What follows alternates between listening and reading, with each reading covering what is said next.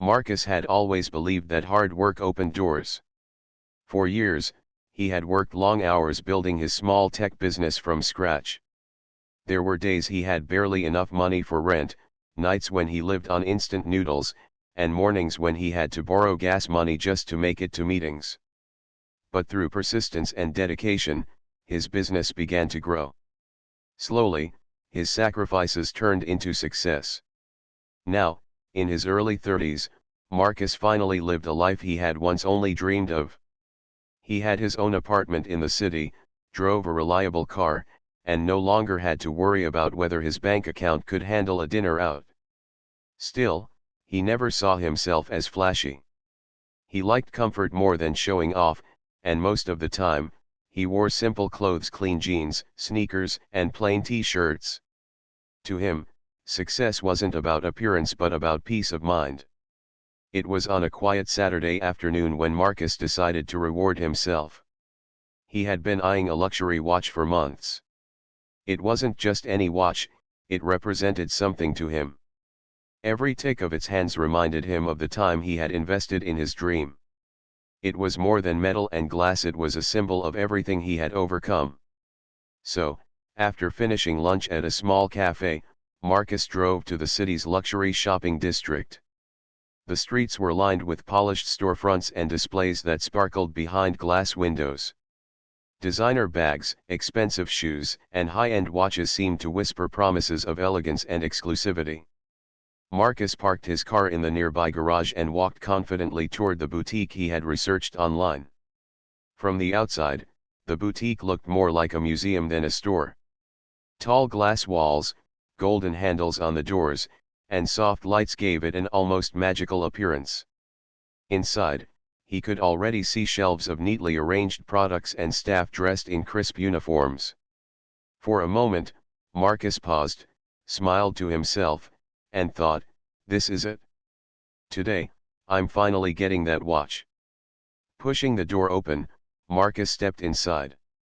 The air smelled faintly of leather and perfume, and gentle background music played, adding to the atmosphere. He began to look around, admiring the displays. Watches sat inside glass cases, shining under spotlights.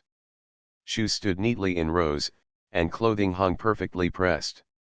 At first, Marcus was simply enjoying the experience, but then he noticed something unusual. One of the store clerks, a young woman in a black uniform, glanced at him with narrowed eyes. She whispered something to another worker, who then began to follow him at a short distance. Marcus brushed it off at first, thinking maybe it was just part of customer service. But the way they followed him didn't feel like help, it felt like surveillance. He walked to the watch counter, where a particular silver timepiece caught his eye. He leaned forward, admiring the fine details on its face.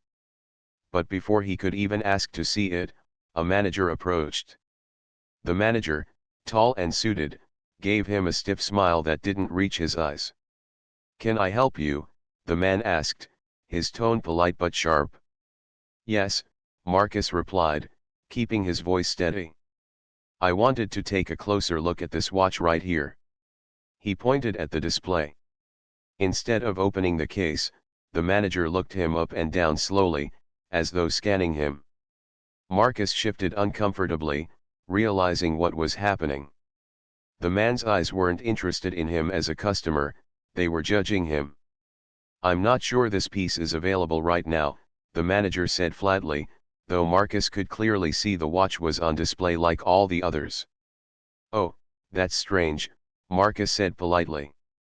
"Because I saw it online, and it said it was in stock." The manager's polite mask slipped for a second, replaced by something colder. "Perhaps you'd be more comfortable browsing other stores down the street," he suggested. Marcus blinked, taken aback. "I'm here because I want to buy a watch," he said firmly. "Isn't that the purpose of this store?" But before Marcus could argue further, another employee came closer, standing just behind him as though to usher him out. Other shoppers, dressed in tailored suits and expensive dresses, began to glance over curiously. Some looked away quickly, but Marcus could feel their eyes on him. The room suddenly felt smaller, heavier. The manager lowered his voice, but the sharpness in his words was impossible to miss. "Sir, I think it's best if you leave now." Marcus stood frozen for a moment, disbelief washing over him. He hadn't shouted, he hadn't caused trouble, and he certainly hadn't done anything wrong. He had only walked in to buy something, yet here he was, being told to leave as though he didn't belong. He looked around once more. The same staff who had ignored him now stared with suspicion. The same shoppers who had shared the space with him a few minutes earlier now avoided eye contact.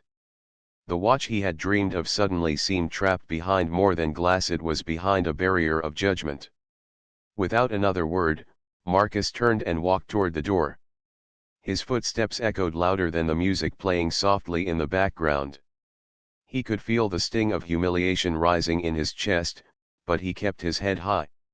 The sunlight outside felt too bright as he stepped onto the street. Marcus walked to his car slowly, his heart heavy. He sat in the driver's seat, closed the door, and just breathed. The hum of the city around him faded as he stared at the steering wheel, trying to process what had just happened.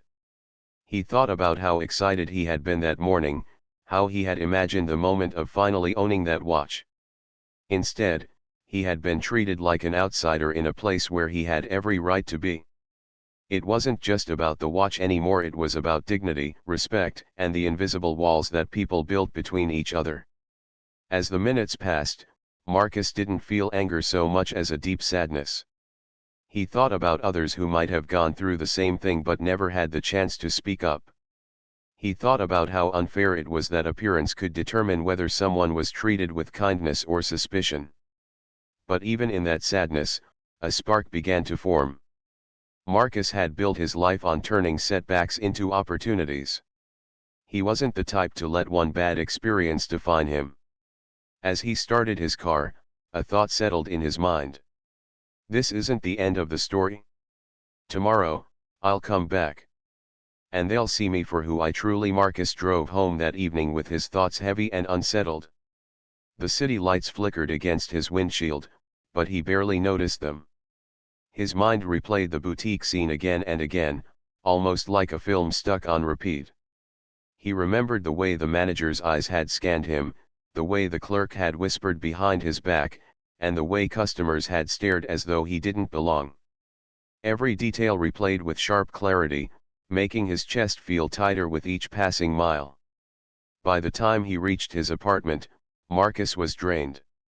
He parked his car and walked slowly up the stairs, his body heavy not from the day's work, but from the weight of disappointment. Unlocking the door, he stepped inside and dropped his keys on the counter. Normally, coming home felt like stepping into a place of peace.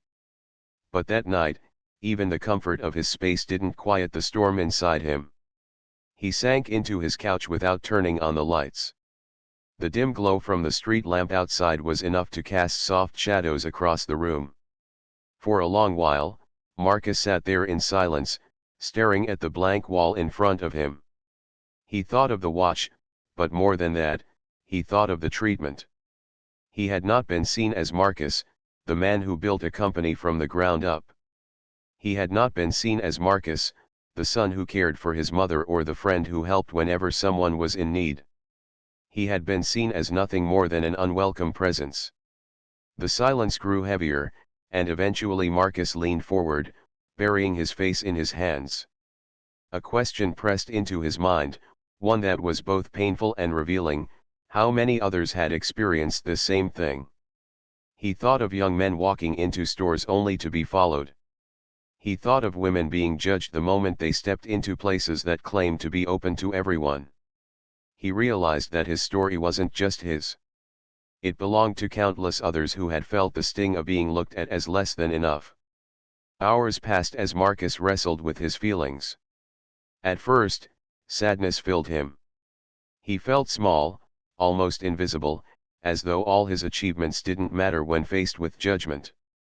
Then came frustration, the kind that made his chest tighten and his thoughts restless. He kept asking himself, why should anyone be treated this way? Yet, beneath those emotions, something else began to stir. Marcus was not the kind of man who let defeat have the last word. He had built his entire life by pushing back when doors closed in his face. Every obstacle had taught him resilience. Every challenge had pushed him to become stronger. Slowly, that familiar fire began to rise again. Standing up from the couch, Marcus paced around his apartment. His eyes landed on a framed photo on the wall, him with his mother, smiling proudly at his graduation years ago. He remembered her words that day, "Son, when the world tells you no, show them why they should have said yes." Those words echoed inside him now, louder than the sting of the boutique manager's voice. Marcus realized he had a choice. He could let this moment remain a wound, or he could turn it into a statement. He could walk away quietly, or he could stand tall and make sure the truth was seen. His heart still hurt, but determination started to guide his thoughts. An idea began to form in his mind. What if I go back tomorrow? What if I show them exactly who I am? Not through anger, not through shouting, but through calm confidence that they cannot deny. The more Marcus thought about it, the clearer the plan became. He would return to the boutique, but not as the casually dressed man they had dismissed. He would walk in wearing his best suit, polished shoes, and his favorite watch, the one he already owned, a symbol of his journey so far. He would drive his car straight to their door, not to boast, but to show them that respect should not depend on appearances. The thought gave Marcus energy. He could almost imagine the look on their faces when they realized who he was, the same man they had pushed out the day before. He didn't plan to humiliate them. He simply wanted to expose the truth, that their treatment changed only when they assumed he was wealthy. That night, Marcus opened his wardrobe and carefully pulled out his best outfit, a navy suit tailored to fit him perfectly, paired with a crisp white shirt. He set it on the hanger, smoothing the fabric with his hand. His polished shoes waited by the door, shining under the dim light. On his dresser, he placed his watch, ready to slip onto his wrist in the morning. As he prepared, Marcus felt a mix of emotions. Part of him was nervous. He didn't know how the staff would react when he returned. Another part of him was excited, eager to prove a point without speaking a single harsh word. But most of all, he felt calm. Calm because he knew his worth. Calm because he understood that respect wasn't something anyone could take away, it lived within him, regardless of how others treated him. When Marcus finally went to bed, he lay awake for a while, staring at the ceiling. His mind replayed the day's events, but this time, the story had a different ending. Instead of walking out defeated, he imagined walking in strong. Instead of being told to leave, he imagined standing tall as truth revealed itself. Slowly, his eyes grew heavy, and sleep came with the promise of tomorrow. The next morning, Marcus woke earlier than usual. Sunlight streamed through his window, casting a warm glow across his room. He stretched, took a deep breath, and felt a sense of purpose fill him. Today was not just another day. Today was about showing that dignity and respect were not tied to wealth or appearance. He got dressed carefully, adjusting his suit and tying his tie neatly. The watch slipped onto his wrist with a quiet click, a reassuring weight reminding him of his journey. When he looked in the mirror, he didn't just see a man in a suit, he saw a man ready to reclaim his narrative. Before leaving, Marcus stood by the window for a moment, gazing out at the city. He thought again of the countless people who had faced what he had faced. He whispered softly to himself, "This isn't just for me. This is for everyone who ever felt unseen." With that, he grabbed his keys and headed out.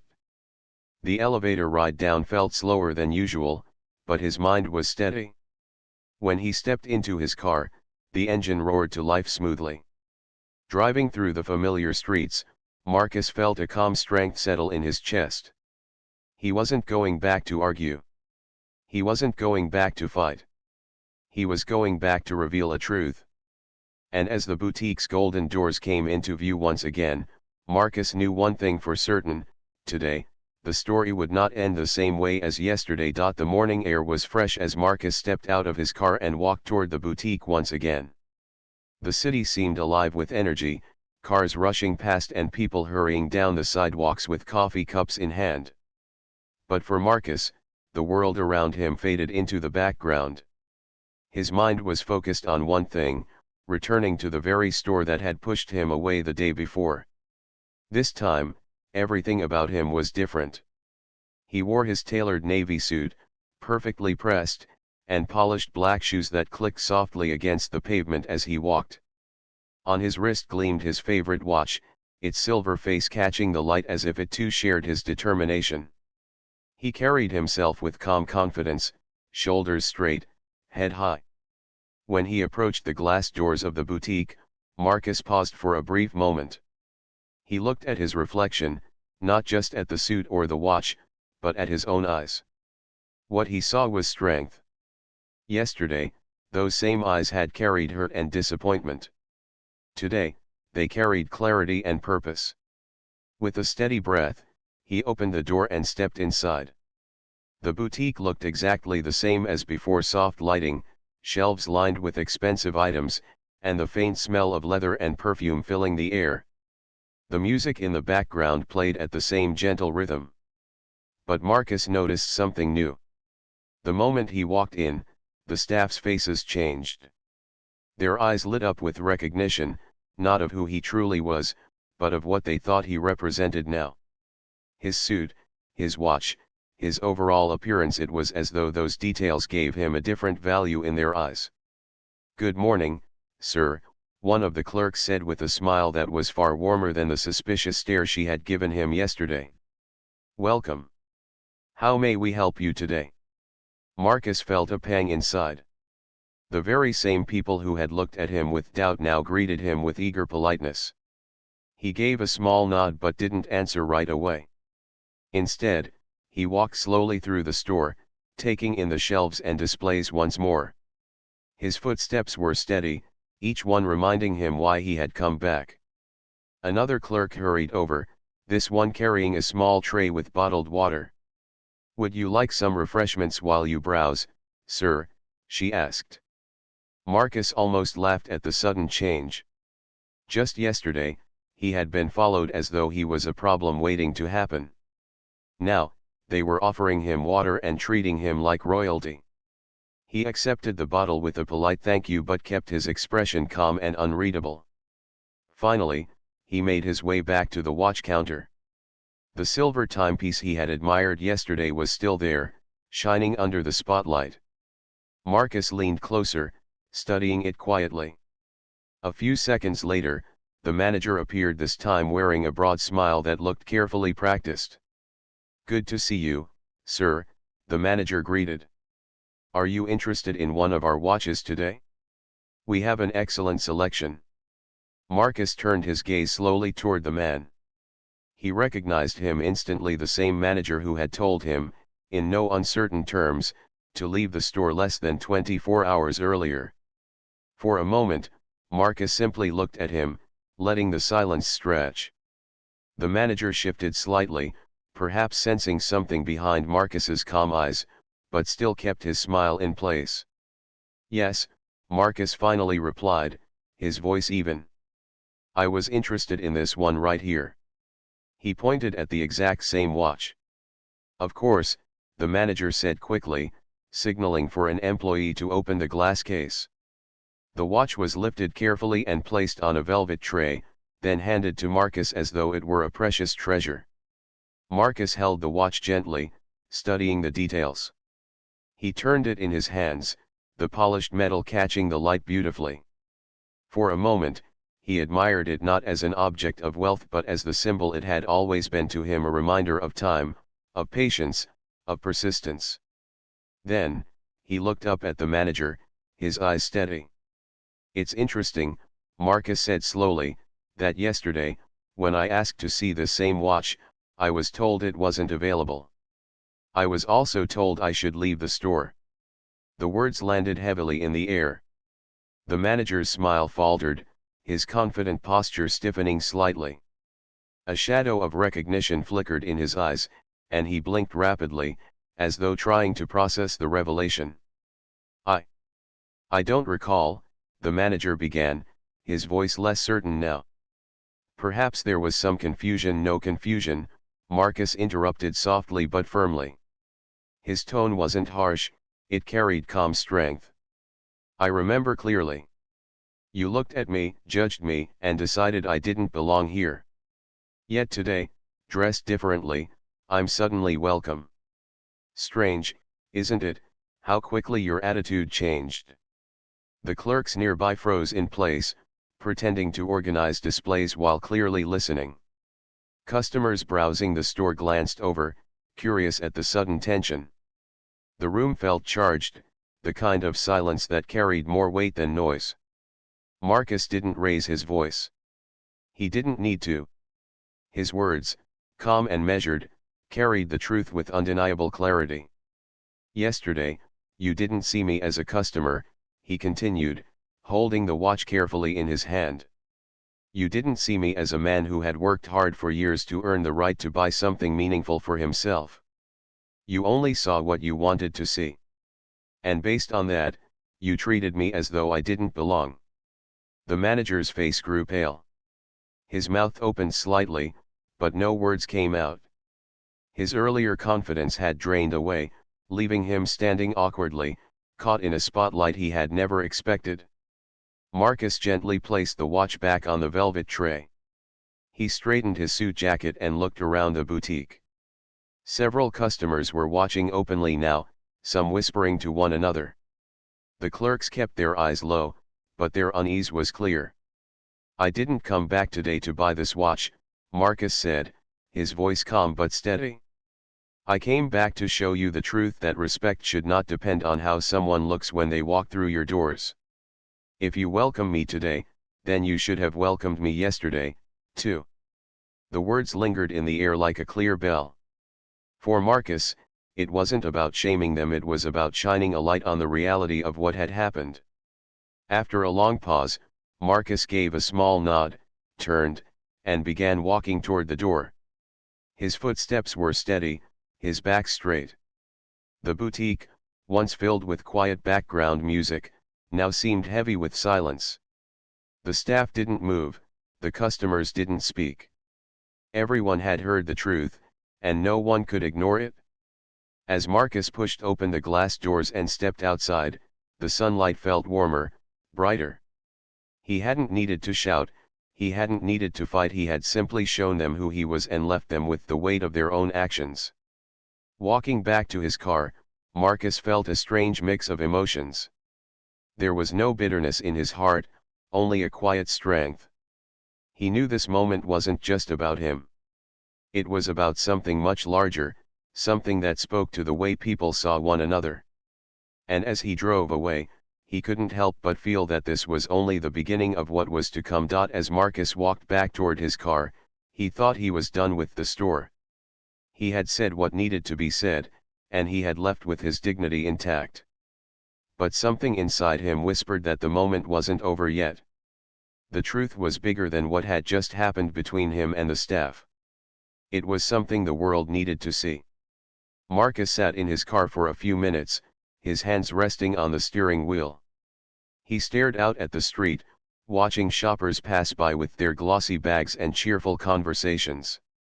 He thought about the people who would never speak up about moments like this, people who had been brushed aside, made to feel invisible, and walked away in silence. He didn't want this to be another hidden story. He wanted it to mean something. With that thought, Marcus picked up his phone. He opened his camera, switched to live mode, and hit the button. The screen lit up, and within seconds, viewers started joining. At first, there were just a few, but Marcus knew that his story had the power to grow. Good afternoon, everyone, he began, his voice calm but serious. I want to share something with you about what just happened to me. Yesterday, I walked into this luxury boutique, dressed in jeans and a t-shirt. I wanted to buy a watch, but instead, I was told to leave. They didn't see me as a customer, they saw me as someone who didn't belong here. Today, I came back dressed differently. And suddenly, I was treated with smiles and offers of water. Same man. Same watch. But two very different experiences. As Marcus spoke, the comments began to pour in. People typed words of encouragement, shock, and anger. Viewers wanted to know more, wanted to understand exactly how it had felt. Marcus held his phone steady, showing the boutique behind him. I want you to see this with your own eyes, he continued. It's not about the watch. It's about respect. Respect should not be given based on appearance. Respect should not change depending on what someone wears or drives. It should be the same for everyone who walks through those doors. He turned the camera slightly so the golden doors of the boutique were in view. This is the store, Marcus explained.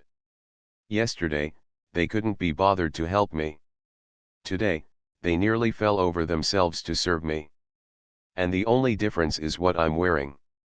The number of viewers kept climbing. Marcus could see the counter rising hundreds, then thousands. His story was spreading faster than he expected. People began tagging friends, sharing the live stream, and asking others to watch. After a moment of silence, Marcus made a decision. He turned off his car engine, stepped out, and walked back toward the store still recording. His phone captured everything as he pushed open the glass doors once more. Inside, the atmosphere shifted immediately. The staff looked up in surprise, not expecting his return. Some froze, others exchanged nervous glances. The manager approached again, his practiced smile struggling to hold steady. Back so soon, sir? The manager asked, his voice wavering slightly. Marcus held his phone in plain view, still broadcasting live. Yes, he said calmly. I thought it was important that people see this for themselves. Yesterday, I was told to leave the store. Today, dressed differently, I was welcomed. Can you explain why? The manager's smile vanished completely now. His eyes flickered toward the phone, then back to Marcus. I believe there must have been a misunderstanding, he stammered. We welcome all customers here. Marcus tilted his head slightly, his voice still calm. A misunderstanding? Because I remember being told I should try shopping somewhere else. I remember being followed while I looked at the watches. That wasn't a misunderstanding, it was a choice. And today, when I returned dressed in a suit, the treatment completely changed. Would you like to explain that to everyone watching right now? The room grew heavier with silence. Customers who had been browsing paused to listen, some clearly uncomfortable, others nodding as though they understood. The clerk stood frozen, unsure of what to do. Marcus turned his phone slightly, showing the viewers the inside of the boutique, the glass cases, the neat displays, the staff shifting nervously in the background. Comments flew across the screen, unbelievable. This happens too often. We're with you. You see, Marcus continued, turning the camera back toward himself, this is the truth. Yesterday, I didn't look like I had money, so I wasn't worth their time. Today, I look like someone they think deserves respect. But I'm the same man.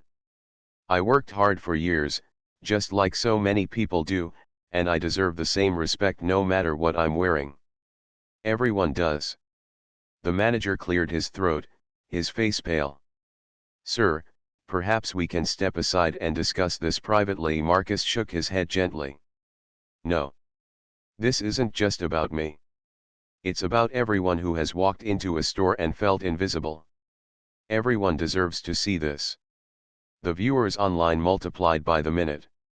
News of the live stream spread quickly, and Marcus could see comments from people in different cities, even different countries.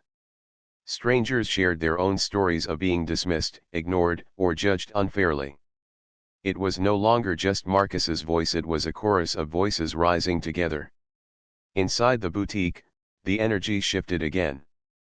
A few customers approached Marcus quietly, thanking him for speaking up. One woman whispered, I've felt this before, too. Thank you for saying something. Marcus nodded softly, acknowledging her words. He didn't need to shout, and he didn't need anger. His calm truth carried more weight than anything else could. After a few minutes, Marcus lowered his phone slightly and looked at the manager one last time. You can try to explain this away, but the truth is clear. Respect should never be conditional. I hope you remember this moment the next time someone walks through your door. He ended the live stream, slipping his phone into his pocket. For a moment, the boutique was silent again, the staff unsure of what to do or say. Marcus gave a polite nod, then turned and walked out for the last time. Outside, the sunlight felt warm on his face. He took a deep breath, the air fresh and freeing. He hadn't just spoken for himself, he had spoken for countless others.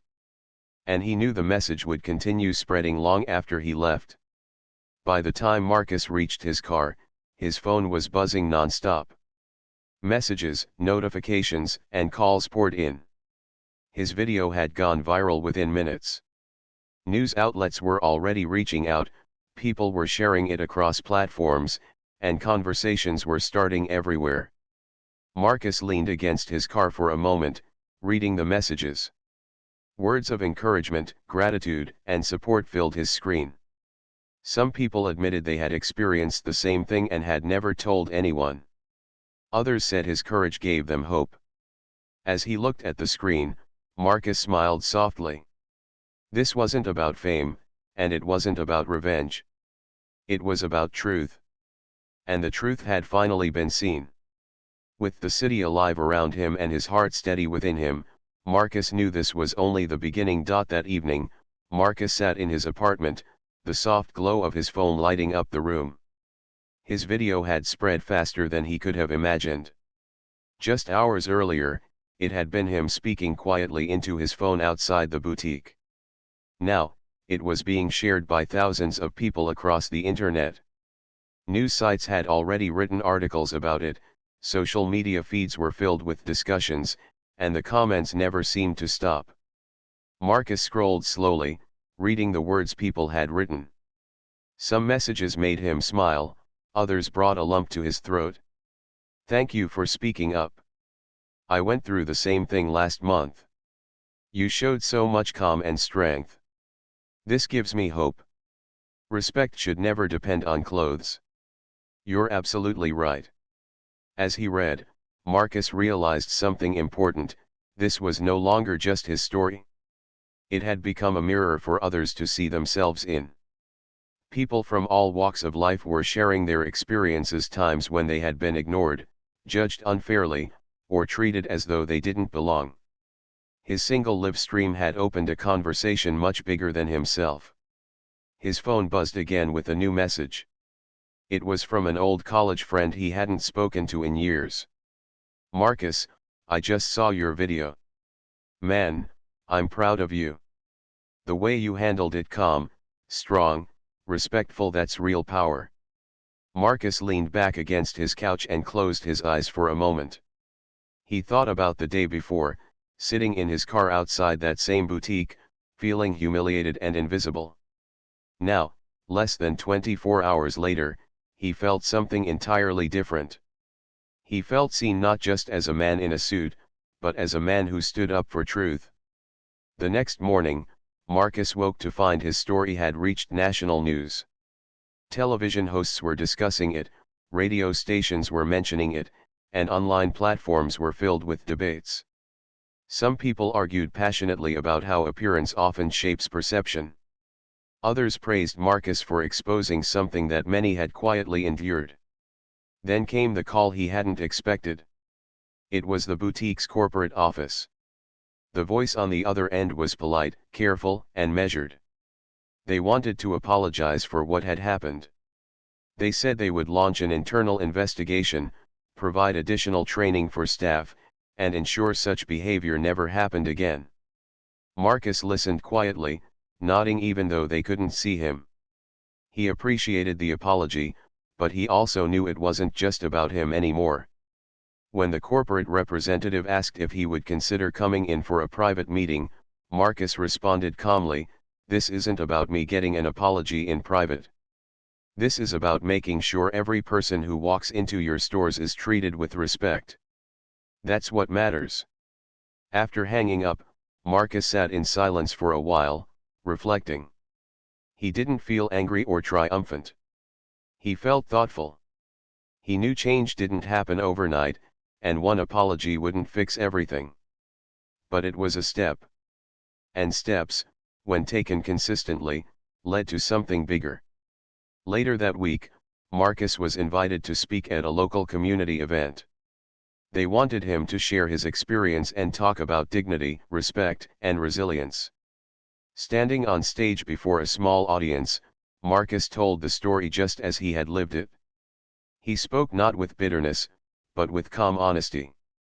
He described the hurt of being dismissed, the decision to return, and the power of standing up for what was right without anger.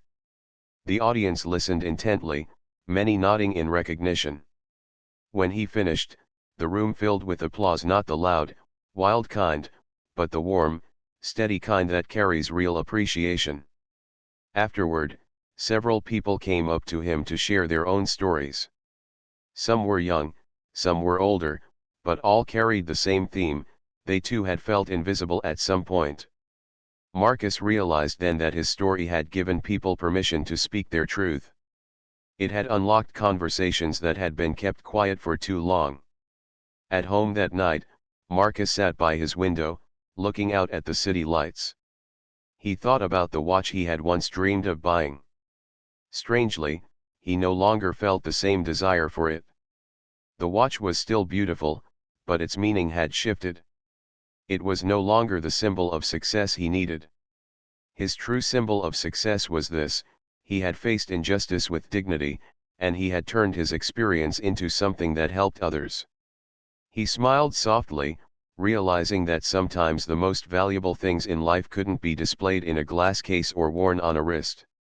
Sometimes, they were invisible, like courage, integrity, and the ability to spark change. In the weeks that followed, Marcus's story continued to inspire.